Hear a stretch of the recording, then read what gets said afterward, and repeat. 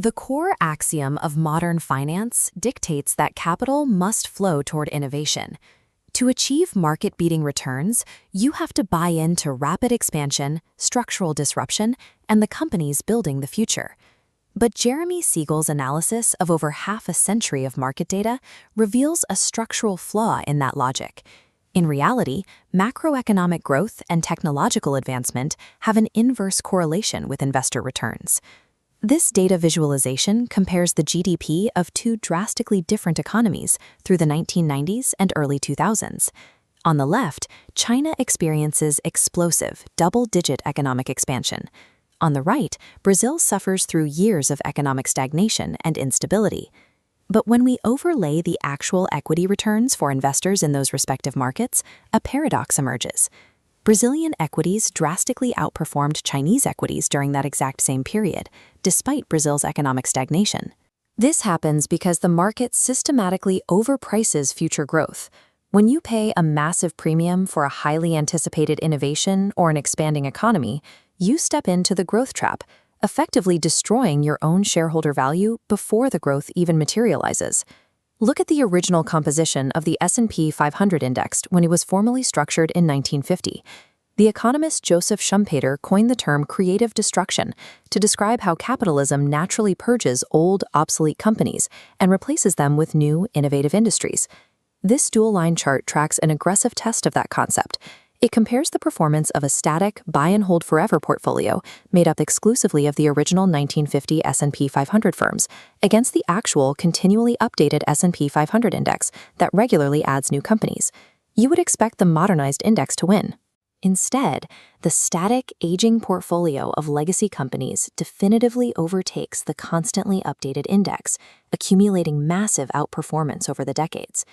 Updating an index accurately tracks the broader economy, but mechanically, it forces investors to buy into new, highly publicized companies exactly when market hype and their valuations are at their absolute peak.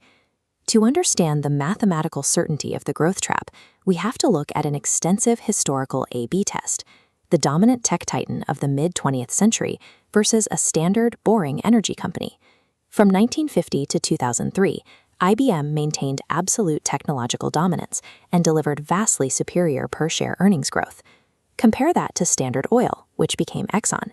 It was a legacy industrial firm with significantly lower earnings growth over that exact same half-century. The divergence in their stock performance comes down to the basic principle of investor return. A stock's long-term yield is dictated by actual growth relative to market expectations. In 1950, the market priced IBM at a highly optimistic 27 times earnings. Exxon was priced at a modest 12 times earnings. When you measure the final annualized returns over those 53 years, Exxon delivered 14.42% to IBM's 11.41%. The old economy energy firm decimated the tech giant, despite having inferior fundamental business growth. Paying a high valuation premium for undeniable business excellence mathematically compresses your future yield. You are paying for the growth before the company has a chance to earn it. The technology sector consists of what Siegel terms capital pigs. These are businesses that require relentless, massive capital expenditures just to maintain their relevance against competitors. They are victims of the fallacy of composition. When a single firm adopts a technological upgrade, it gains an edge. But when the entire industry adopts it, increased capacity triggers fierce competition, collapsing the price curve. This strips the innovation's value right out of the profit margin. The financial benefit is transferred directly to the consumer through lower prices. The IPO market operates through a similar dynamic. It serves as a wealth transfer mechanism, extracting capital from retail investors and delivering it directly to venture capitalists and corporate insiders who exit at peak valuation. Technological innovation drives society forward, lowering costs and increasing living standards. It's a tremendous public good, but a terrible protective moat for shareholder capital. This logarithmic chart traces historical equity returns from 1871 all the way to 2003, revealing a precise statistical endpoint. Over 130 years, 97% of total after-inflation stock accumulation came from a single mechanical feature. If you rely solely on capital appreciation, your wealth grows linearly. But when you apply dividend reinvestment, the accumulation curve expands exponentially. The ultimate proof of this mechanic is Philip Morris. For decades, it was a public pariah, facing constant existential legal threats and regulatory crackdowns. The company paid out hundreds of billions of dollars in legal settlements and suffered massive, terrifying drops in its stock price. Yet it still delivered nearly 20% annualized returns to its shareholders over half a century. It achieved this because dividends act as a bear market protector. When a stock price drops, the dividend yield effectively rises. If you reinvest at the market bottom, you acquire significantly more shares for the same payout. Then, the moment the asset price recovers even slightly, your portfolio value explodes upwards, driven by that inflated share count. High-yield dividends completely decouple your long-term wealth generation from the aggregate levels of a market index. The cash flow forces compound growth, regardless of the macroeconomic narrative. Since 1802, diversified equities have consistently returned between 6.5% and 7% annually after inflation, a reliable baseline known as Siegel's constant. But that historical baseline faces a severe macroeconomic threat from the massive demographic cohort born during the post-World War II baby boom. This demographic structure is creating an age wave. As this massive generation enters retirement, they transition from net accumulators into net liquidators. This creates a severe imbalance, as liquidated equities completely overwhelm the shrinking capital inflows from smaller working-age generations. To prevent a permanent depression of asset valuations, the market requires a global solution.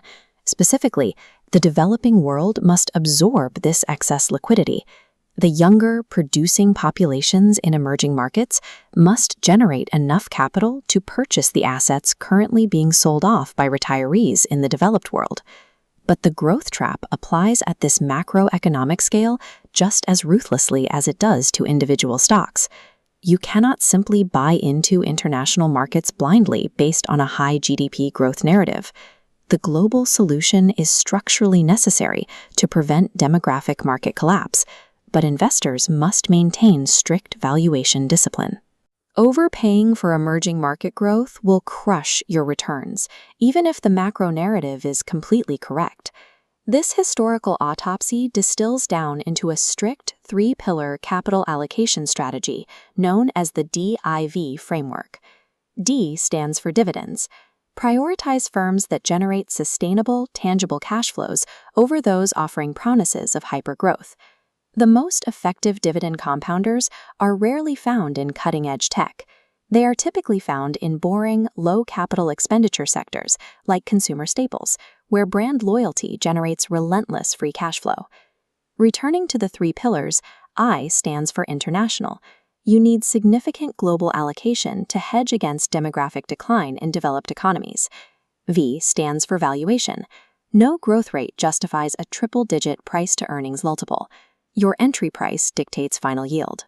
This disciplined mathematical framework stands in stark contrast to the speculative frenzies driven by zero-interest rate environments, where capital chases narrative hype instead of corporate earnings. The ultimate lesson of capital markets is to separate the economic utility of a technology from its profile as an investment. When you control for valuation and reinvest cash flow, the tried and the true will mathematically triumph over the bold and the new.